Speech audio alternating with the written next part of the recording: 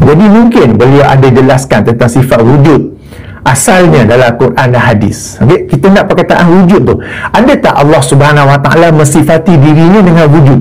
Ada tak Rasulullah SAW mensifati Allah dengan wujud? Kenapa lompat kepada sifat kedua, yakni qidam? Bincang yang dulu pertama tu, yang wujud tu ada pun tidak? Sebab para penonton, secara teori kita kata of course lah, sudah tentu, terlebih tentu Allah wujud kan? Tapi nanti dulu, apabila Allah dan Rasulullah SAW, setahu saya tidak pernah mensifati dengan sifat wujud, kita jangan guna wujud. Sebab wujud ini, dia wujud tapi tak semestinya hidup. Perasan tak? Gelas minuman ni, flas minuman ni wujud tapi tak hidup. Sebab tu Allah SWT tidak pernah mensifati dirinya dengan wujud. Sebaliknya Allah sifati dirinya dengan Al-Hayyu Al-Qayyum.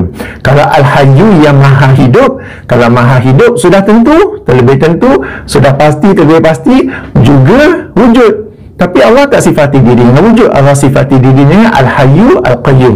Kita pun ada doa kan, Ya Hayyu Ya Qayyum kan. Rasulullah pun SAW pernah berdoa dengan dua nama ini, Ya Hayyu Ya Qayyum. Tapi Al-Hayyu ni yang maha hidup. Bila yang maha hidup, of course automatically juga wujud. Tapi kalau wujud saja, tak semestinya hidup.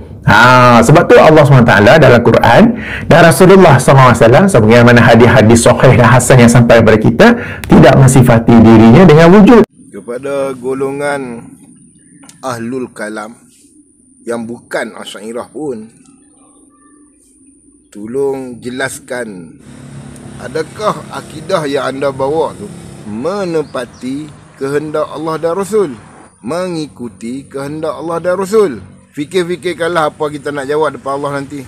Assalamualaikum.